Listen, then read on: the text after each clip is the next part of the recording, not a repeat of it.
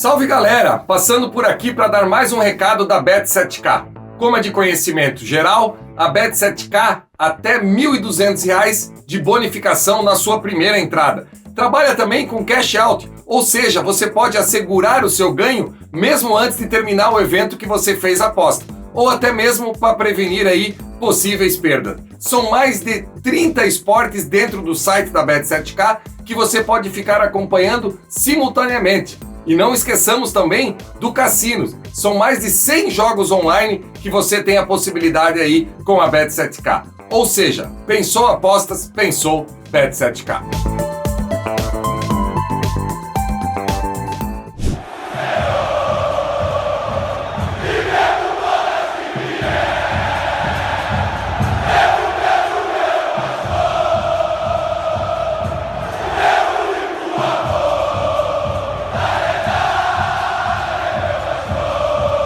Bom dia, torcedor vascaíno, que alegria! Um Faísca Talão daqueles com um sorriso no rosto.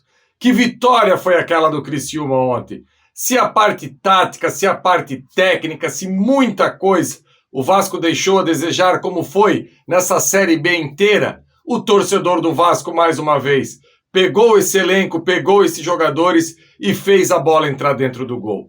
Hoje, a nossa resenha por aqui é muito mais sobre tudo o que aconteceu em São Januário ontem, sobre obra da raça, da vontade, daquilo que veio da arquibancada, do que propriamente no âmbito tático e técnico. Enfim, e já peço para você por aqui, por favor, torcedor, deixe o seu like, compartilhe esse vídeo aqui nas suas redes sociais, que sempre vai continuar ajudando aí o canal Atenção Vascaínos a fortalecer esse nosso trabalho. E agora, com a certeza absoluta que será na Série A. Se liga aí.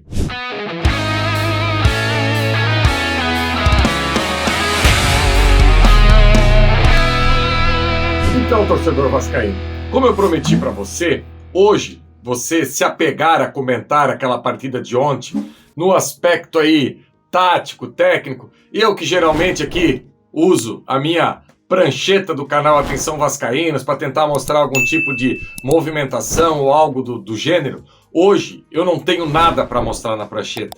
Até porque a vitória ontem veio por aquilo que está em volta do campo de jogo, a arquibancada de São Januário.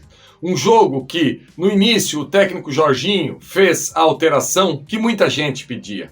A saída do Nenê para a entrada do Alex Teixeira. Na lateral direita, o Léo Matos acabou retornando aí, ele que estava suspenso na última rodada, jogou o Miranda e fez ali a lateral direita.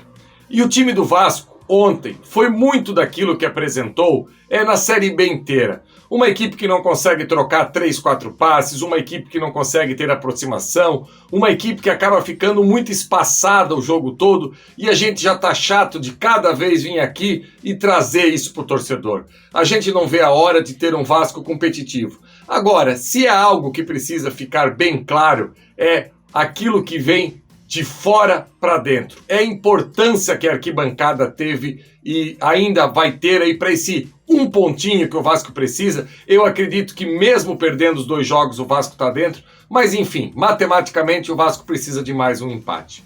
E ontem, no intervalo do jogo, o técnico Jorginho tentou mudar a dinâmica dessa equipe. Fez algo que já está sendo recorrente na equipe do Vasco, que é trazer o Figueiredo para a lateral direita. O Figueiredo, que foi o artilheiro do Vasco na Copa São Paulo de Futebol Júnior em 2022. Eu duvido que na história do futebol brasileiro alguma equipe de tradição igual ao Vasco, que tem o seu artilheiro na competição de base mais importante no nosso país, termina o ano na lateral direita por falta de opção. E isso diz muito sobre a montagem desse elenco, de como é essa equipe, e enfim. E sabe o que acontece? Acaba dando resultado. Outra alteração que o técnico Jorginho acabou fazendo para a segunda etapa foi colocar o Palácios na equipe. O Palácios que ontem deu indícios, e eu sempre fico falando isso aqui nas plataformas do canal Atenção Vascaínos, que é um jogador que pode ajudar. Teve um determinado momento ontem que o Vasco tinha como principal jogador de marcação o Andrei Santos, que inclusive estava mancando. Então você tinha aí uma escalação que terminou o jogo com Thiago Rodrigues, Figueiredo, Boza, Anderson Conceição e Edmar. Aí você tinha do meio para frente Andrei Santos, Palácios, Nenê, Tubarão, Fábio Gomes e Peck. Sabe quando o Jorginho treinou com essa formação? Nunca. É óbvio que era uma equipe que ele foi empilhando atacantes e tentando essa virada. E olha que o Vasco chega ao empate numa cabeçada do Nenê, ele que já não voltou no intervalo, mas foi a primeira substituição aí, a arquibancada de São Januário acabou pedindo o Nenê, e ele acabou sendo iluminado aí, fazendo essa cabeçada. Quem diria um gol do Nenê de cabeça? E logo depois o Criciúma acabou criando mais 2, 3 oportunidades. Uma, o jogador do Criciúma chegou a driblar o Thiago Rodrigues e acabou chutando para fora. Ou seja, quando é para ser, quando tem essa atmosfera de São Januário, e olha, torcedor, comemore muito, vibre muito, porque você fez parte dessa conquista, desse acesso do Vasco. Eu fico assim pensando, eu já vi o Vasco que já ganhou tudo, eu já vi o Vasco sendo protagonista no futebol brasileiro, eu já vi o Vasco sendo protagonista no futebol sul-americano. Aquele Vasco de 97 a 2000 ali foi o absurdo dos absurdos. Pouca gente tem ideia e realmente só quem viveu, e eu tenho pena de uma geração que está chegando agora que não viveu aquilo ali. Agora eu tenho certeza que essa geração que ontem lá na arquibancada de São Januário fez essa bola entrar, fez essa bola bater na rede, é uma geração que merece e muito um Vasco forte daqui para frente. E assim, eu sou grato a muito desses jogadores por ter conseguido o acesso. Isso não quer dizer que eu quero a participação desses jogadores para o ano que vem. Já dei a minha opinião aqui. Eu acho que o Vasco deve ficar com a base, com esses jogadores que subiram esse ano e dar um pouco mais de tempo, quem sabe, para o Palácio se preparar. O restante, 1 ou 2 para compor elenco, e olha lá, o Vasco precisa de uma renovação. Agora, na história do futebol, vai ficar marcado, cravado, na literatura, que teve uma torcida que fez um time que tinha muita dificuldade técnica passar um campeonato inteiro no G4 como o Vasco passou. E se a gente parar para pensar, nem era para estar sendo tão sofrido assim. A gente sabe tudo aquilo que cercou o Vasco nessa Série B. O Vasco chegou a estar 9, 10 pontos à frente do 5º colocado. O Vasco perdeu 8 partidas consecutivas fora de casa e mesmo assim em nenhum momento saiu do G4. E ontem o Vasco conseguiu mais uma vitória daquela, como foi a vitória de Ponta Grossa, como foi o empate no último minuto contra a equipe do Sport de Recife.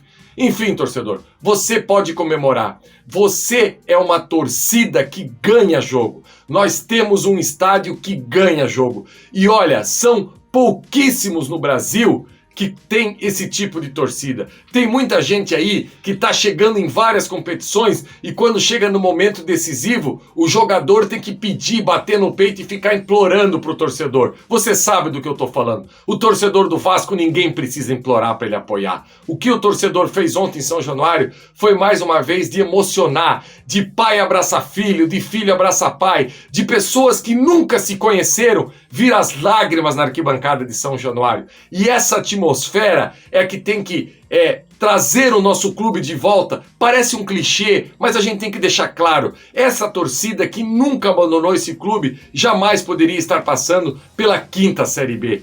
E que ontem foi aí, quem sabe, a pá de cal nessa história do clube. Que os homens que venham a comandar o Vasco daqui para frente tenham a noção do que é essa torcida. E olha, tem várias coisas que a gente precisa tocar nesse assunto daqui até o final do ano. Por exemplo, a reforma de São Januário. São Januário não pode ser mais para 20 mil pessoas. São Januário tem que pelo menos dobrar a sua capacidade para que mais pessoas possam ter essa oportunidade de colocar a bola para dentro quando o Vasco jogar em São Januário. Quando eu falo de ampliar São Januário, eu não estou pedindo aqui uma grande modernidade ou algo do gênero. Apenas aí fechar ali São Januário, como é o projeto aí que a diretoria anterior do Vasco já tinha. Não estou falando de cadeira, não estou falando de performaria, não estou falando de mármore, eu estou falando de acolher as pessoas para torcer para o verdadeiro clube do povo, que é o Vasco da Gama.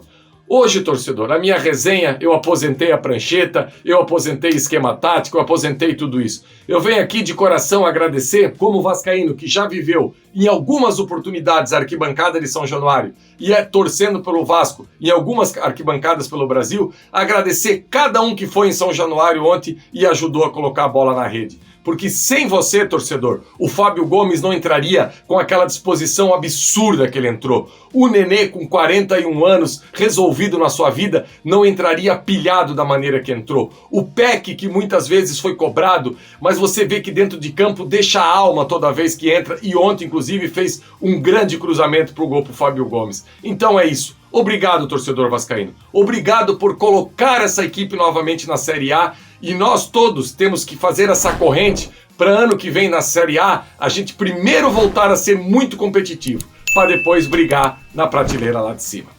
Valeu, torcedor. Essa foi a minha resenha hoje por aqui. Mais uma vez peço para você, deixe o seu like, compartilhe esse vídeo nas suas redes sociais e semana que vem a gente já volta por aqui no Faísca Tá On, com certeza, matematicamente, com acesso garantido e já com a cabeça da Série A. Tem muito trabalho, a empresa norte-americana, o Paulo Brax e todo esse pessoal aí do staff do Vasco. O caminho é longo, mas eu acho que o Vasco conseguiu sair das trevas. Valeu, galera!